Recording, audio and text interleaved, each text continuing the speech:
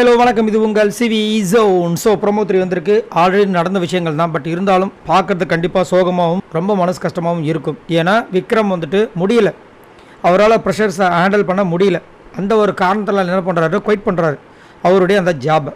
காரணம் என்ன அப்படின்னு கேட்டிங்கன்னா சாண்ட்ரா என்ன பண்ணியிருப்பாங்க, அவங்களுக்கு ஒரு சீக்ரெட் டாஸ்க் கொடுத்துருந்தாங்க. அந்த டாஸ்க்கை வந்துட்டு முறைப்படுத்துறதுக்கு அவங்க அட்டாக் பண்ண நினச்சது திவாகர். ஆனால் இது வந்துட்டு பக்காவாக தெரியுது அவங்க வேணும்ன்ட்டு பண்ணுறாங்கன்ட்டு. அதை அவங்க நிறைய வாட்டி சொல்லியும் பார்த்தாரு. பட் அது வந்துட்டு முடியல அவங்களால. அதனால் வந்துட்டு என்ன பண்ணார், சரி இதுக்கு மேலே நம்மளுக்கு செட் ஆகாதுன்னு சொல்லிட்டு அந்த மேனேஜர் போஸ்ட்டை குவைட் பண்ணிட்டாரு. பிக் பாஸ் சொல்லிட்டாரு, அது மாதிரி சாரி பிக் பாஸ், செட் ஆகாது எனக்கு அப்படின்னு. அதே மாதிரி நான் ஏன் இந்த பதவியை ராஜினாமா பண்ணுறேன் அப்படின்னா, அவ்வளோ உள்ளுக்குள்ளே ஹர்ட் ஆகியிருக்கேன் அப்படின்னு சொல்லிட்டு அப்போ தான் ஒரு விஷயத்த சொல்கிறாரு.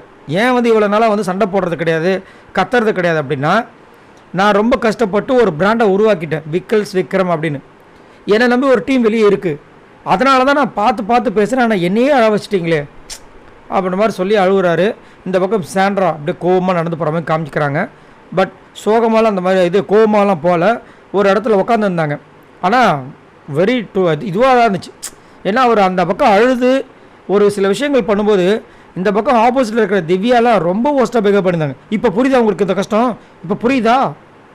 ஏமா அவர் அழுதுட்டுருக்காரு, இப்போ புரியுதா சொல்லிட்டுருக்கீங்க அப்படின்ற மாதிரி இருந்துச்சு. அதே மாதிரி அவர் ஒரு வாட்டும் இதை சொல்கிறதுக்கு முன்னாடி திவ்யா இருந்தாலும் சரி, பிரஜனா இருந்தாலும் சரி, ரொம்ப ஒஸ்ட்டாக பிகேவ் பண்ணிட்டு இருந்தாங்க. அவர் சொல்கிற விஷயங்களை கேட்கவே இல்லை. அதனால் அவர் அந்த மாதிரி முடிவு எடுத்துகிட்டு அப்படியே ப்ரெஷர் தங்க முடியாமல் உள்ளே போய் படுத்துட்டாப்புல. அவரால் இது ஏற்றுக்க முடியல. ஏன்னா இது ஒரு உங்களுக்கே தெரியும், பிக் பாஸ் வீடுன்றது ஒரு ரணகல பூமி. இந்த பூமியில் ரணகலமாக ஃபைட் பண்ணுறவங்களால தான் இருக்க முடியும். இவர் மாதிரி சாஃப்ட் நேச்சர்ஸ்லாம் வந்தாங்கன்னா ஏறி மிதிச்சு போயிடுவாங்க, எவ்வளோ பெரிய ஆளாக இருந்தாலும். பாவம் இப்போ மாடிட்டாப்புல. சரி, இவரை பற்றி உங்களோட கருத்தை சொல்லுங்கள். பாய் நண்பர்கள்.